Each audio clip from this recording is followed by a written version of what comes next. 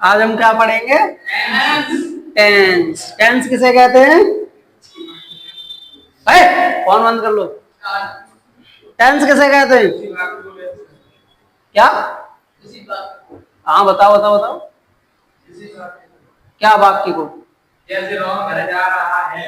राम घर जा रहा है। मैं ये पूछ रहा हूँ टेंस कहते किसे हैं? कोई बात नहीं, पूरा अर्थ दे रहा हूँ, सही अर्थ दे रहा हूँ। वो वाक्य होता है, वो सेंटेंस होता है।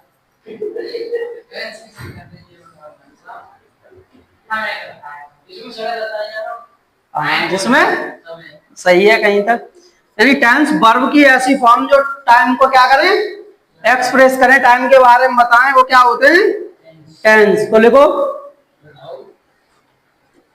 वर्ब की ऐसी फॉर्म, या लिखो टेंस वर्ब की फॉर्म होते हैं। हाँ लिखो।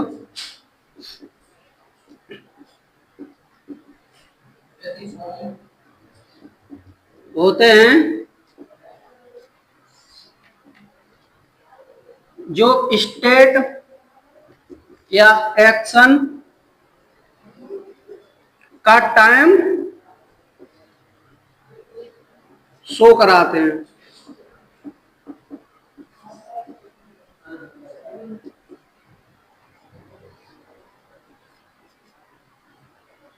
टेंस वर्ब की ऐसी फॉर्म्स होते हैं जो स्टेट या एक्शन का टाइम क्या कराते हैं?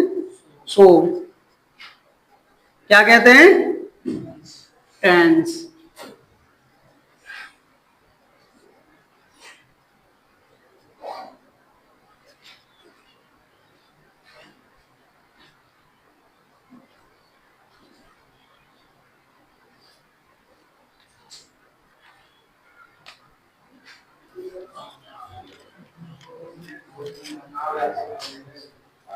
अब क्या समझना है?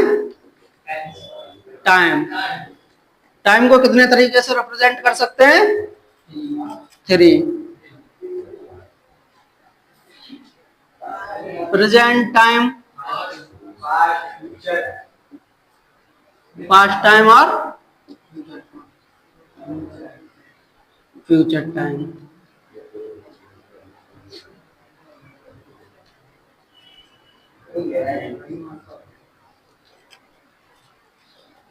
जब हम किसी टाइम के साथ क्या रिलेट कर दें,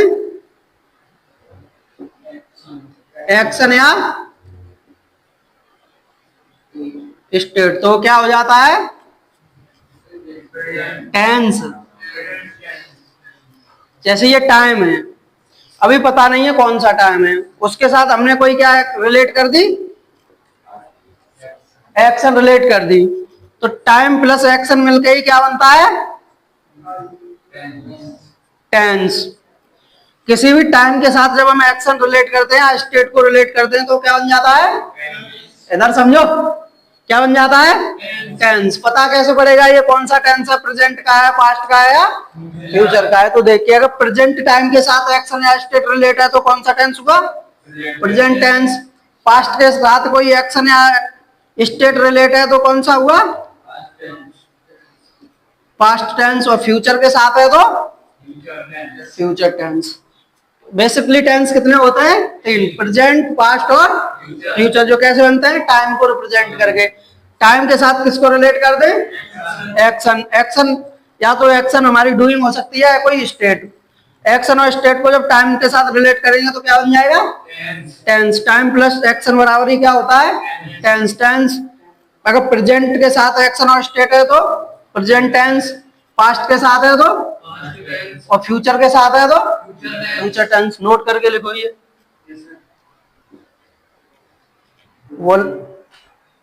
वो लाइन। टाइम का हम क्लासिफिकेशन कर सकते हैं 2 तरीके से, पॉइंट ऑफ टाइम और, चालू कर दिया, पॉइंट ऑफ टाइम और ड्यूरेशन ऑफ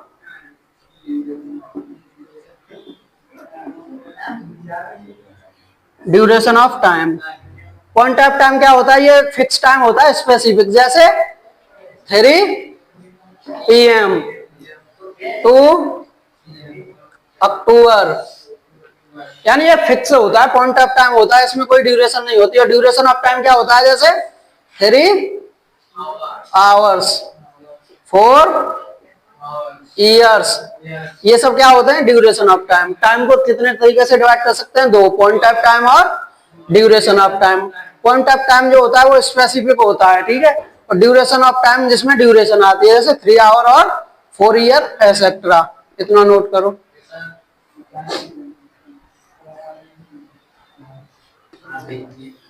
बात मत करो, इधर देखो, जैसे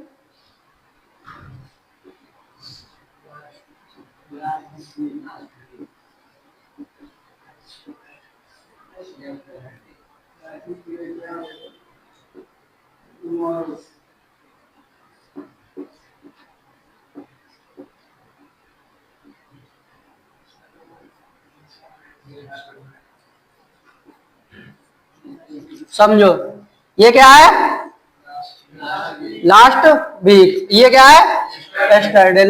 पढ़ के ही पता चल रहा है ये टाइम कैसा है, पास्ट का, क्योंकि लास्ट वीक और यस्टरडे, पिछले सप्ताह और बीता हुआ दिन या बीता हुआ कल। टुमारो क्या है, आने वाला, तो ये टाइम किसका है, फ्यूचर का। नेक्स्ट वीक क्या है, ये भी टाइम किसका है, फ्यूचर का। टुडे क्या है, प्रेजेंट का। तो ये देख के ही पता चल रहा है ये टाइम किसका है, पास्ट का, ये भी पास्ट का, ये फ्यूचर का, ये फ्यूचर का, ये प्रेजेंट का। अब इनमें बताओ,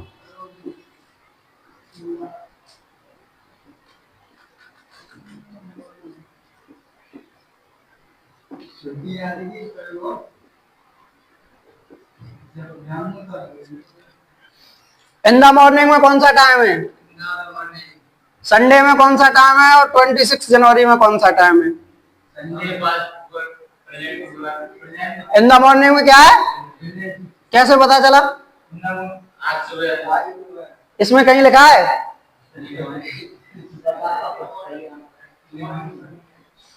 ये जब तक पूरा सेंटेंस नहीं होगा तब तक पता नहीं चलेगा कब की बात। ये हमको रिपोर्टिंग जो टाइम होगा उसके हिसाब से ही पता चलेगा।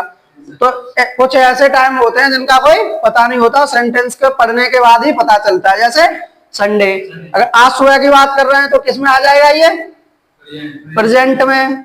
अगर बीते हुए की बात करेंगे तो पास्ट में, और आने वाले की बात करेंगे तो फ्यूचर में। ऐसे ही इनके साथ, अगर कोई संडे बीत गया है तो किसमें होगा, पास्ट में। अगर आज है तो किसमें होगा,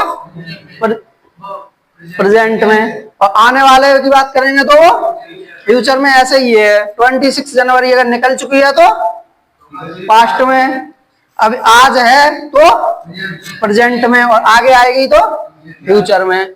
ये कोई फिक्स नहीं होते, इनको हम कैसे पता करेंगे, पढ़ने के बाद ही। लेकिन ये क्या है, फिक्स है। लास्ट वीक है, ये पास्ट में है तो पास्ट में ही रहेगा। यस्टरडे पास्ट का है तो पास्ट का ही। टुमारो फ्यूचर का है तो फ्यूचर में। ऐसे नेक्स्ट वीक फ्यूचर का है तो फ्यूचर में। टुडे प्रेजेंट का है तो प्रेजेंट में। ये चीज समझ में आई, नोट करो।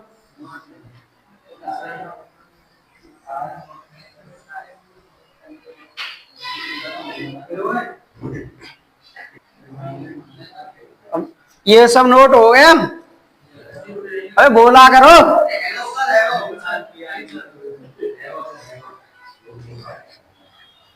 बोलने से होता है याद।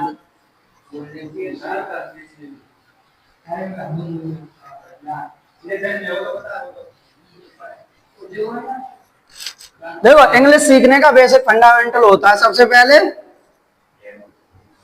क्या है ये, उसके बाद अबे लेटर पूछ रहा हूं, ये क्या है, ये और ये क्या मतलब है इसका। अबे लैंग्वेज तो है ही, इंग्लिश पूरी लैंग्वेज है। इसका मतलब क्या है यहाँ पे, किसी भी लैंग्वेज को सीखना है तो बेस्ट वे क्या है, LSWR। ये समझ लो एक मेथड है, ठीक है। L4 क्या होता है, पहले सुनो, समझ रहे हो, उसके बाद उसे उसके बाद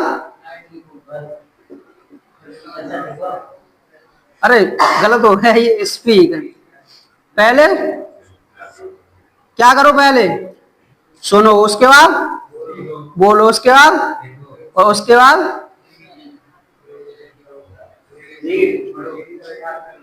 तुम केवल सुनते हो और ये दो कौन करेगा?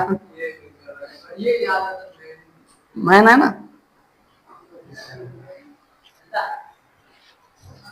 तो इस मेथड को फॉलो किया करो, पहले सुनो फिर बोलो फिर लिखो उसके बाद पढ़ो।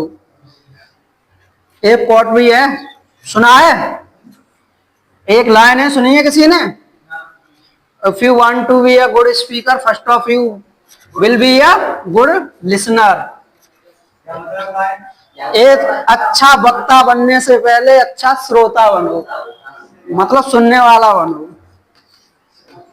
समझो। अब देखो, सबसे पहले क्या पढ़ेंगे? Present tense.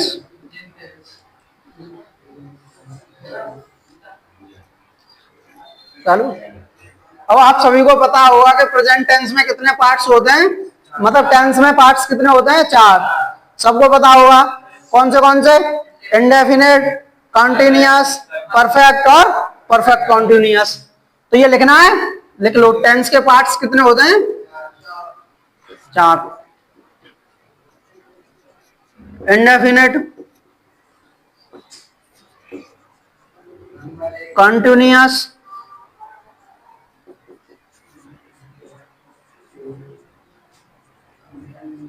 परफेक्ट और परफेक्ट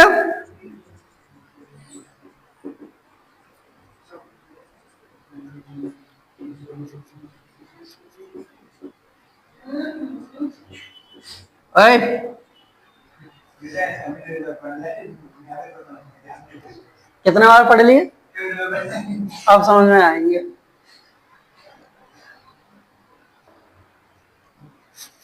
अगर इसको प्रेजेंट के टाइम से रिलेट कर दें तो क्या हो जाएगा? ये प्रेजेंट इंडेफिनिट टेंस। इसको प्रेजेंट के टाइम से रिलेट कर दें तो प्रेजेंट कंटीन्यूअस टेंस। इसको करें तो प्रेजेंट परफेक्ट टेंस, और इसको करें तो प्रेजेंट परफेक्ट कंटीन्यूअस टेंस। ऐसे ही पास्ट के टाइम से रिलेट करें तो पास्ट इंडेफिनिट। इसको करें तो इसको, और इसको करें तो फ्यूचर के साथ करें तो फ्यूचर कॉन्टिन्यूअस टेंस, फ्यूचर और फ्यूचर परफेक्ट टेंस। तो ये कितने हो जाते हैं सबके? 4 और 4 × 3 कितने हो गए? 12। कितने पार्ट्स हो जाते हैं टोटल? 12। नोट कर लिया ये?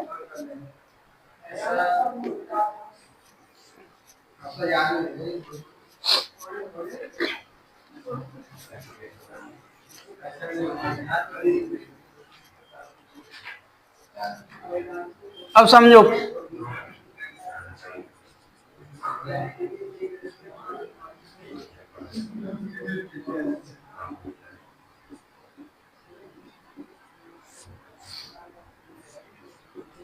प्रेजेंट इंडेफिनिट टेंस, इसमें क्या होता है? या तो हम किसकी बात करते हैं? कोई फैक्ट हो, इंडेफिनिट क्या हो? हमारी एक्शन, या डेली रूटीन हो। सब कितने आते हैं? इंडेफिनिट में।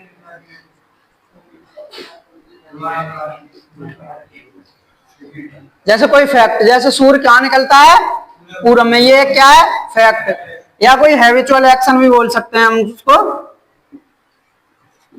ऐसी हैबिचुअल मतलब ऐसी बातें जो सदा सत्य होती हैं, उसी को क्या बोल देते हैं? फैक्ट। हैबिचुअल एक्शन भी किसमें आती है? प्रेजेंट इंडेफिनिट में। इतना करके नोट करो ये। अब समझो कुछ थोड़ी और। सिंगुलर सब्जेक्ट और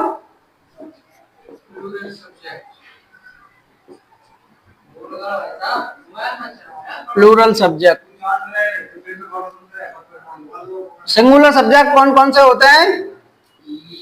ही, सी, इट और नेम। प्लूरल कौन से होते हैं? आई, वी, यू, दे। ये कैसे होते हैं? प्लूरल। तो प्रेजेंट इंडेफिनिट में हम क्या करते हैं, जो सिंगुलर सब्जेक्ट होते हैं उसके साथ जो वर्ब की कौन सी फॉर्म लेते हैं?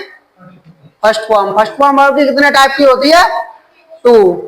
बेस फॉर्म ऑफ एस या ईएस फॉर्म पढ़ा होगा। जो वर्ब की फर्स्ट फॉर्म होती है वो कितने टाइप की होती है? टू। एक तो बेस फॉर्म होती है और एस या ईएस फॉर्म। तो जो प्लूरल सब्जेक्ट होते हैं उनके साथ कौन सी लेते हैं? Base form. और सिंगुलर सब्जेक्ट के साथ एस या ईएस फॉर्म। एस कब लगाते हैं, ईएस कब लगाते हैं? एस कब लगाते हैं? जब जहां पे क्या हो, साउंड वॉवल। वॉवल साउंड हो तो ईएस, और कॉन्सोनेंट साउंड हो तो एस। इतना तो पता होगा ना।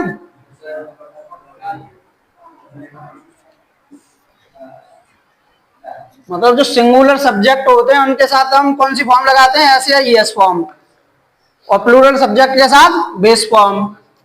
और एस या ईएस फॉर्म में भी डिफरेंस होता है, एस कब लगाते हैं और ईएस कब लगाते हैं। जब साउंड कैसा हो, वॉवल, तो कैसा लगाएंगे? ES form.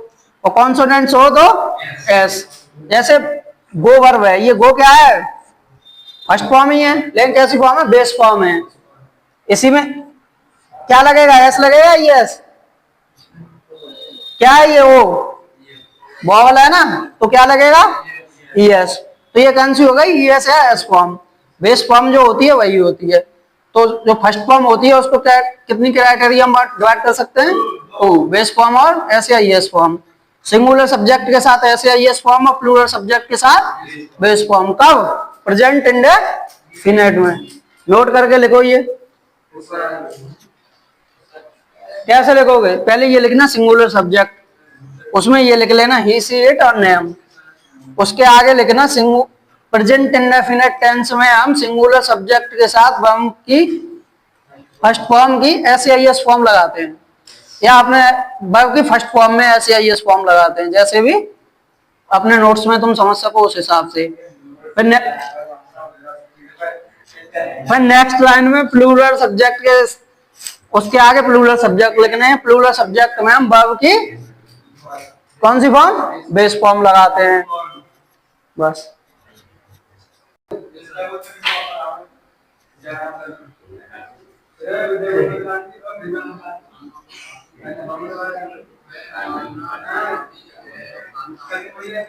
उसकी और चिंता है तुझे? अच्छा,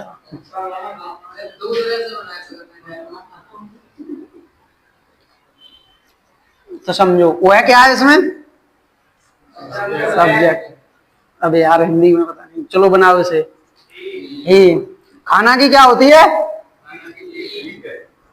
ईट। ही कैसा सब्जेक्ट है? सिंगुलर। सिंगुलर सब्जेक्ट के साथ कौन सी फॉर्म आएगी? एस या ईएस फॉर्म। लेकिन साउंड के आधार पे एस क्या है? ईट जो है इसमें टी वो क्या है? कॉन्सोनेंट। तो कॉन्सोनेंट के साथ क्या आएगा? एच। फूड खाने की क्या होती है? तो ये क्या है? इसकी एक इंडेफिनिट एक्शन है। ये जो बता रहे हो वह क्या करता है? खाना खाता है। हमने बताया कोई अपने रूटीन के बारे में बताए, इंडेफिनिट एक्शन शो करे या कोई फैक्ट हो, वो सब किसमें बनते हैं? प्रेजेंट इंडेफिनिट में। एक और समझो।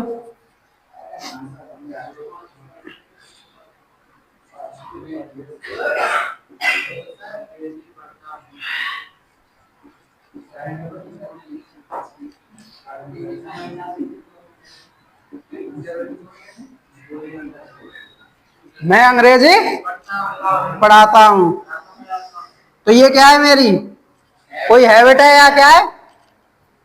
डेली रूटीन है। तो मैं क्या है? मैं की क्या होती है? आई। पढ़ाना की? अभी बताओ आई कैसा? सिंगुलर सब्जेक्ट है या प्लूरल? प्लूरल, तो प्लूरल सब्जेक्ट के साथ वर्ब की बेस फॉर्म, इसमें ऐसे एस लगाएंगे नहीं, क्योंकि बेस फॉर्म है। सिंगुलर सब्जेक्ट के साथ क्या आती है, अबे बोला करो यार, आई क्या है, प्लूरल, सॉरी प्लूरल सब्जेक्ट के साथ क्या आती है, बेस फॉर्म। आई टीच, क्या पढ़ाता हूं, इंग्लिश।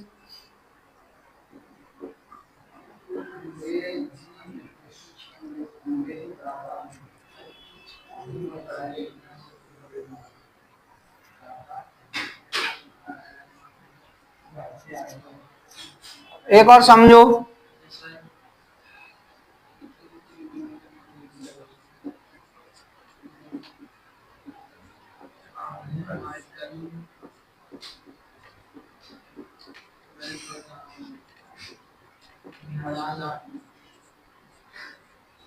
मैं आजकल गणित, तो मैं आई की क्या है, मैं क्या पढ़ाता हूं, गणित, तो आई टीच क्या,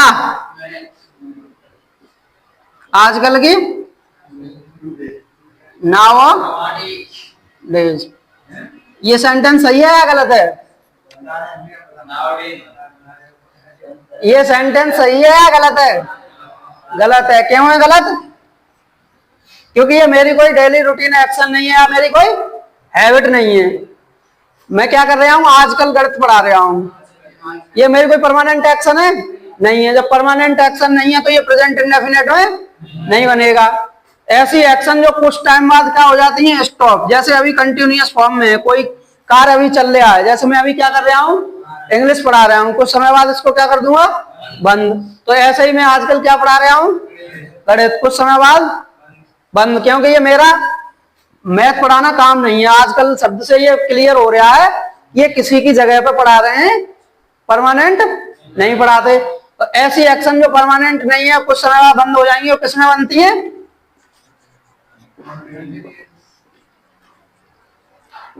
कॉन्टिन्यूअस में। तो ये किसमें बनेगा, कॉन्टिन्यूअस में। तो कंटिन्यूअस में आई के संग क्या आता है, वर्ब की कौन सी फॉर्म लगती है, ing form. I am teaching क्या, नाउ,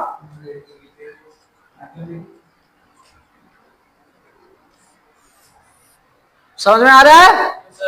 अब तुम लोग क्या करते हो, रटते हो, ता है, ती है, ते हैं, तो ये क्या हो जाता है, गलत। इसलिए समझ के चलो, नोट करो।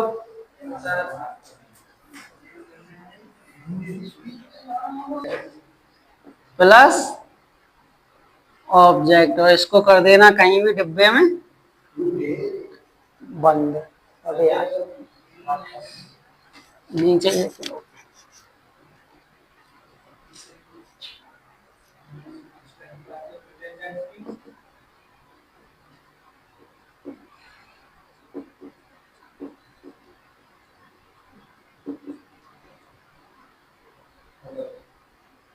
इतना ही बहुत है। फॉर्मूला वगैरह पढ़ाता नहीं हूँ, लिख दे दिया। अब क्या पढ़ेंगे,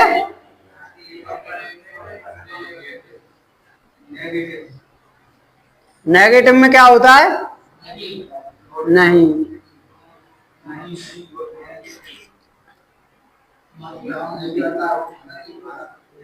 तो नेगेटिव पढ़ेंगे तो उसमें क्या होगा, सबसे पहले क्या लिखेंगे, सब्जेक्ट, उसके बाद वर्ब। कौन सी वर्ब, हेल्पिंग वर्ब। सब इंडेफिनेट में हेल्पिंग वर्ब क्या होती है, डू या, तो यहाँ पे हेल्पिंग वर्ब लिखें या डू या जी लिख दें, डू या। उसके बाद क्या लिखेंगे, क्या, उसके बाद, उसके बाद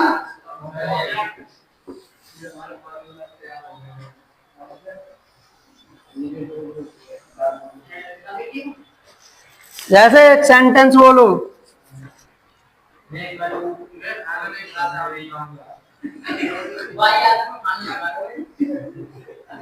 क्या क्या बोला, क्या खा के रहता है फिर? अभी ये नहीं, कोई अच्छा सा सेंटेंस बोलो, जल्दी बोलो। क्या साइकिल पे उसने पूरी पोयम लिख दी, तू करे साइकिल नहीं चलाता।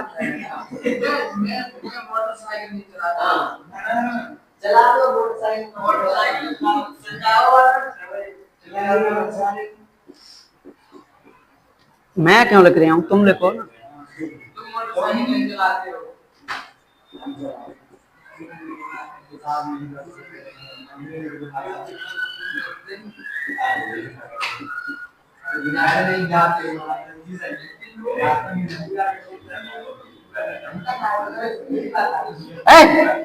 बनाओ उसे सब। तुम की क्या होती है? यू। यू कैसा सब्जेक्ट है, सिंगुलर है या प्लूरल? अरे बोला करो। प्लूरल। प्लूरल सब्जेक्ट के साथ कौन सा आएगा? एस वाला या बेस फॉर्म? बेस। तो बेस क्या है? उसके बाद वर्ब क्या है? जाना। तो जाना की क्या होती है? वो जब यहाँ नहीं है तो यहाँ भी नहीं आएगा। समझ रहे हो ना? ऐसे ही क्यों नहीं आया इसमें, क्योंकि ये कैसा है? प्लूरल। प्लूरल के साथ जब यहाँ नहीं है तो यहाँ भी नहीं। कहाँ नहीं जाते? डेस्टिनेशन की प्रपोजिशन क्या होती है? एक जगह से दूसरी जगह जाते हैं तो उसके लिए प्रपोजिशन क्या लगाते हैं? टू। Go to. कब? टुडे। डेली लगा दो या एवरीडे। डेली रोजाना या प्रतिदिन।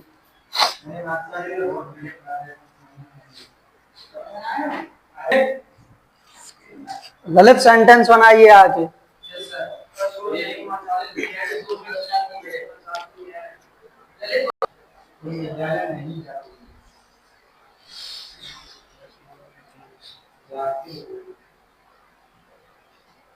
आराम से बैठ के बना ले।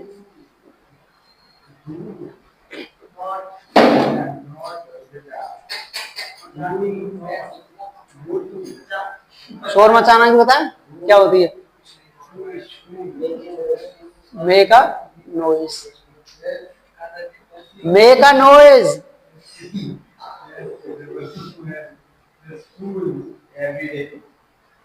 ये पूरी क्या होती है? एक फ्रेज जिसका अर्थ होता है शोर मचाना। फुल स्टॉप कौन लगाएगा? हट जाओ। सही बना है?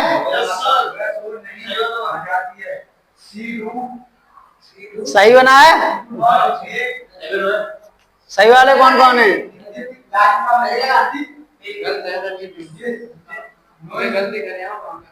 कहाँ पे? तो सही बना पर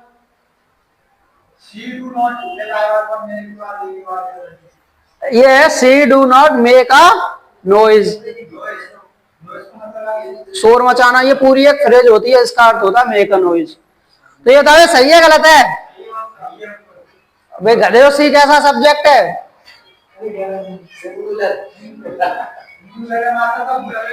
सी कैसा सब्जेक्ट है?